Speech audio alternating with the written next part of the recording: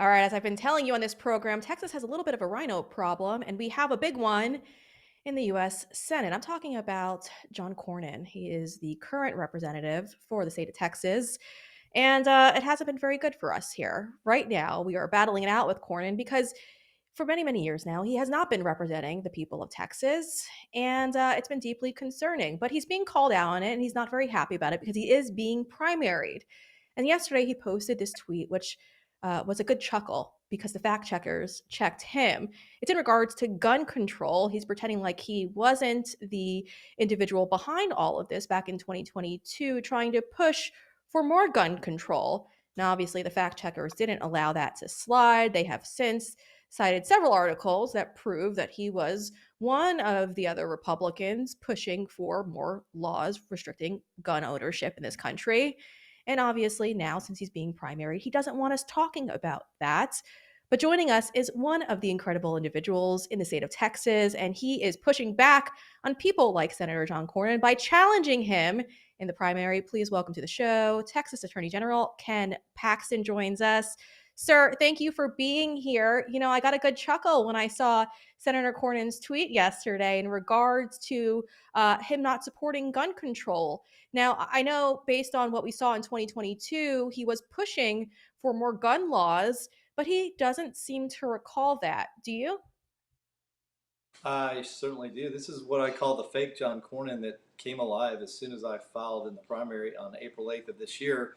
Suddenly, all of his positions changed. He clearly supported gun control. He was congratulated by Joe Biden for being a major part in making sure that they had a bipartisan, which meant just a few Republicans and the Democrats, who restricted our Second Amendment. But this has been the John Cornyn I'm dealing with. He suddenly loves Donald Trump, even though he was against him in his 2016 election, calling him an albatross around our neck.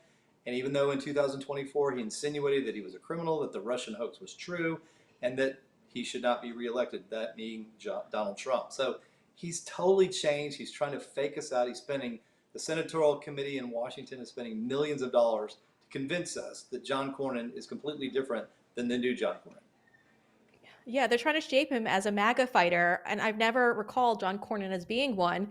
I know he's got this tweet pinned to his page with him and President Trump, but even President Trump calls him a rhino. Let's take a look at this tweet that Trump posted back in Truth Social. I believe it was 2, 3 years ago, calling him out for supporting the same gun restrictions that we were just talking about, calling him a rhino. I mean, I know you're primarying him, obviously, so that's the big reason for the spin. But does he think that the rest of us don't remember this? I mean, this is the president of the United States calling him out for not being true to conservative and Republican values. And guess what? When the president called him out, John Cornyn did not say, "Mr. President, you're wrong." He was wide open and open about his gun support, and he thought Texans wouldn't care. And the reality is, Donald Trump care. I care. This is part of what motivated me to run, is this type of action by Senator Cornyn. And I wish I could say that's the only thing he's done, but this is the John Cornyn that we've had for 23 years, and suddenly he's trying to, with millions of dollars, trying to convince Republican voters that I'm really not that John Cornyn. I'm this new John Cornyn, and that old John Cornyn never existed. Yeah. Yeah. It's funny how elections really change a person. And I remember seeing him during the confirmation hearings for Pam Bondi defending FISA that it's never been used against an American citizen when the president of the United States was a victim of that. So it's laughable to see him constantly pretend that he's a new person when we all know that's not true. But I want to turn to another subject matter because this has actually gained a lot of national attention. You were one of the very few people out there looking to hold Democrats in the state of Texas accountable, specifically those who wanted to skip out on voting on congressional maps here in the state. Now, obviously, many people are aware of this now. Democrats in their own blue states had no problem redrawing congressional maps to be more favorable towards them. And now that Republicans are pushing back with their same tactics, they're all of a sudden really upset about that. And we just saw that a Illinois judge on Wednesday declined your request to begin arresting Texas Democrats and helping you guys do so, who fled and who are being held in contempt potentially. So break down what you're looking to be done on this front, because so many people think that behind the scenes there's not much being done, but you are actually fighting for this. Yeah, look, and we're going back to this judge, and we're going to make another case that we should be able to have our Texas laws enforced under the U.S. Constitution, under the full faith and credit provision of the U.S. Constitution. Other states are supposed to allow other states to enforce their laws. And this particularly relates to Texas, as we know. So we're going back to him. In addition, we have filed briefs with the Texas Supreme Court trying to remove many of these legislators, 13 of them, from office for not doing their duty of showing up and voting. And they've been very public about it, put things out on social media acknowledging that they weren't going to come. So we're doing what we can. Supposedly they're coming back on Friday after they saw the California maps. After the first session's over, the governor's going to call another one. To be honest with you, in the end, whether we win in Illinois, whether we are able to remove them, we are going to get a vote on this. And I know that the governor will continue to make the call. And eventually, they're not going to live in Illinois forever, because guess what? They don't want to live there. Yeah, no, they don't want to live there. They don't want to live there at all. Texas is a much better place to live.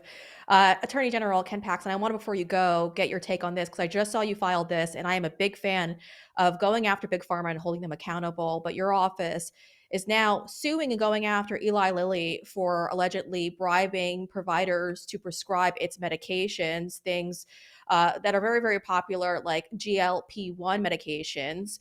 Break down the allegations you guys are currently making.